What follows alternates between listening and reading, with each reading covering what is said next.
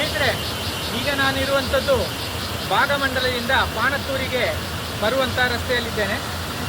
ಈ ಒಂದು ರಸ್ತೆಯ ಒಂದು ಸುಂದರ ದೃಶ್ಯಗಳನ್ನು ಇವತ್ತು ನಿಮಗೆ ತೋರಿಸ್ತೇನೆ. ಕೊಡಗಿನಲ್ಲಿ ಅತಿ ಹೆಚ್ಚು ಫಾಲ್ಸ್ಗಳಿರುವಂತಹ ರಸ್ತೆ ಅಂತೇಳಿದರೆ ಬಹುಶಃ ಇದೇ ಇರಬೇಕು. ಕೊಡಗಿನಲ್ಲಿ ಅಂತೇಳಿ ಅಲ್ಲ, ಬಹುಶಃ ಕರ್ನಾಟಕದಲ್ಲಿ ಅತಿ ಹೆಚ್ಚು ಫಾಲ್ಸ್ಗಳಿರುವ ರಸ್ತೆ ಅದು ಪಾಣತ್ತೂರು ಮತ್ತು ಭಾಗಮಂಡಲ ರಸ್ತೆ. ಪಾಣತ್ತೂರಿನಿಂದ ಭಾಗಮಂಡಲಕ್ಕೆ 35 ಕಿಲೋಮೀಟ್ರ್ ಇದೆ. ಈ 35 ಕಿಲೋಮೀಟ್ರ್ ಉದ್ದಕ್ಕೂ ಕೂಡ 10-12 ಫಾಲ್ಸ್ಗಳನ್ನು ನೋಡ್ಬೋದು. ಅದೇ ರೀತಿ ಪ್ರಕೃತಿಯ ಸೊಬಗನ್ನು ನೋಡ್ಕೊಂಡು ನಮಗೆ ಹೋಗ್ಬೋದು. ಈ ಒಂದು ಎಲ್ಲ ದೃಶ್ಯಗಳನ್ನು ನಾನು ನಿಮಗೆ ಇವತ್ತು ತೋರಿಸ್ತಾ ಇದ್ದೇನೆ. ಇದು ಕೇರಳ ಕರ್ನಾಟಕ ಬಾರ್ಡ್ರ್ ಪಾಣತ್ತೂರು. ಸುಳ್ಯದಿಂದ 20 ಕಿಲೋಮೀಟ್ರ್ ಪಾಣತ್ತೂರು ಬಂದರೆ ಮೊದಲನೇದಾಗಿ ನಮಗೆ ಪಾಣತ್ತೂರಿನಿಂದ ಚೇತುಕಯ ಸಿಗ್ತದೆ. ಇದು ಬರುಕ ಕರೆಂಟ್ ಉತ್ಪಾದನಾ ಕೇಂದ್ರ. ಇದು ಚೇತುಕಯದಿಂದ 25 ಕಿಲೋಮೀಟ್ರ್ ಕರೆಕ್ಟ್ ಭಾಗಮಂಡಲ ನಾವು ತಲುಪಬಹುದು. ಚೇತುಕಯದಿಂದ ಭಾಗಮಂಡಲ ಹೋಗುವ ರಸ್ತೆಯಲ್ಲಿ ನಮಗೆ ಸಿಗುವಂಥ ದೃಶ್ಯಗಳು ಮಾತ್ರ ಅದ್ಭುತ. ನೀವು ಪ್ರಕೃತಿಯನ್ನು ಇಷ್ಟಪಡುವವರಾಗಿದ್ದರೆ, ನಿಸರ್ಗವನ್ನು ಇಷ್ಟಪಡುವವರಾಗಿದ್ದರೆ ಈ ರಸ್ತೆಯಲ್ಲಿ ಖಂಡಿತ ನೀವು ಸಂಚರಿಸಲೇಬೇಕು. ನಿಸರ್ಗದ ರಮಣೀಯವಾದಂತಹ ದೃಶ್ಯಗಳನ್ನು ನೋಡಿಕೊಂಡು ನಿಮಗೆ ಮುಂದಕ್ಕೆ ಸಾಗ್ಬೋದು. ಚೇತುಕಯ ಫಾರೆಸ್ಟ್ ಗೇಟ್ ಎಂಟ್ರಿ ಆದ ಮೇಲಂತೂ ಚಿಕ್ಕ ಚಿಕ್ಕ ಜಲಪಾತಗಳು ಕಾಣಲಿಕ್ಕೆ ಸಿಗ್ತದೆ. 10ಕ್ಕೂ ಅಧಿಕ ಈ ಥರದ ಚಿಕ್ಕ ಜಲಪಾತ. ಒಂದು ಜಲಪಾತ ಕಳೆದು ಮುಂದಕ್ಕೆ ಸಾಗುವಾಗ ನಮಗೆ ಇನ್ನೊಂದು ಜಲಪಾತ ಸಿಗ್ತದೆ. ಅದೇ ರೀತಿ ಹಲವಾರು ಜಲಪಾತಗಳು, ಚಿಕ್ಕ ಜಲಪಾತಗಳೆಲ್ಲ ಸೇರಿದರೆ ಒಂದು 15-16ಕ್ಕೂ ಅಧಿಕ ಜಲಪಾತಗಳು ನಮಗೆ ಇಲ್ಲಿ ನೋಡ್ಬೋದು. ಈ ರಸ್ತೆಯಲ್ಲಂತೂ ನಾವು ಸಂಚರಿಸುವಾಗ 20 ಕಿಲೋಮೀಟ್ರ್ ಅಂತೂ ಅರಣ್ಯ ಪ್ರದೇಶಗಳೇ ಆಗಿದೆ.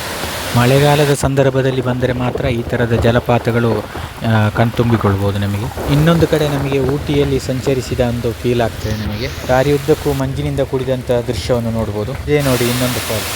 ಇದು ಬಹಳ ಎತ್ತರದ ಫಾಲ್ಸ್. ಇಲ್ಲಿ ಬೋರ್ಡ್ ಕೂಡ ಹಾಕಿದ್ದಾರೆ ನೋಡಿ, ಇಲ್ಲಿ ನಿಲ್ಲಿಸಬಾರ್ದು, ನಿಲ್ಲಿಸಿದರೆ 500 ರೂಪಾಯಿ ಫೈನ್ ಇದೆ. ಅಲ್ಲಿಂದ ಮುಂದಕ್ಕೆ ಸಾಗುವಾಗ ಅಂತಹದ್ದೇ ದೃಶ್ಯಗಳನ್ನು ಮತ್ತು ನಮಗೆ ನೋಡ್ಬೋದು. ಇನ್ನೊಂದು ಫಾಲ್ಸನ್ನು ನೀವೀಗ ನೋಡ್ತಾ ಇರ್ಬೋದು.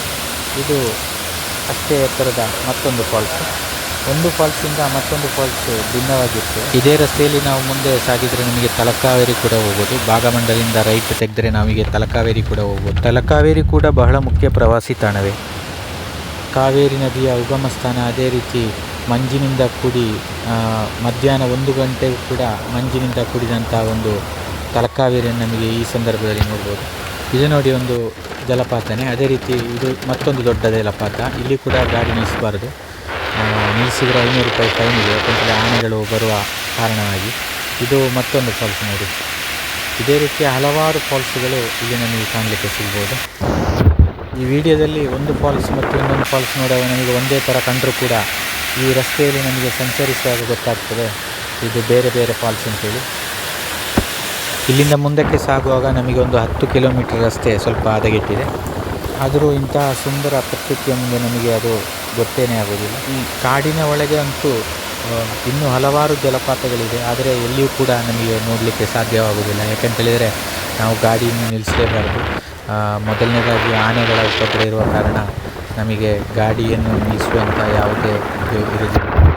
ಹಾಗೆಯೇ ನಾವು ಭಾಗಮಂಡಲ ತಲುಪಲಿಕ್ಕೆ ಆಯಿತು. ಇನ್ನೇನು ಒಂದು 3 ಕಿಲೋಮೀಟ್ರ್ ಮಾತ್ರ ಇದೆ. ಇನ್ನು ಕೆಲವು ತಣ್ಣಿಮಾನಿ ಹತ್ರ ನಮಗೆ ಮನೆಗಳು ಕೂಡ ಕಾಣಲಿಕ್ಕೆ ಸಿಗ್ಬೋದು. ಈ ರಸ್ತೆಯಲ್ಲಿ ವಾಹನಗಳ ಸಂಚಾರ ಕಡಿಮೆಯೇ ಇದೆ. ನೀವು ಕೂಡ ಈ ರಸ್ತೆಯಲ್ಲಿ ಹೋಗುವವರಾಗಿದ್ದರೆ ಕಾಮೆಂಟ್ ಮೂಲಕ ತಿಳಿಸಿ. ಆದಷ್ಟು ಮಳೆಗಾಲದಲ್ಲಿಯೇ ಹೋಗಲಿಕ್ಕೆ ಪ್ರಯತ್ನ ಮಾಡಿ. ಈ ಸುಂದರ ದೃಶ್ಯವನ್ನು ಕಣ್ತುಂಬಿಕೊಳ್ಳಿ ಮತ್ತು ಕಾಮೆಂಟ್ ಮಾಡಿ, ಲೈಕ್ ಮಾಡಿ, ಶೇರ್ ಮಾಡಿ.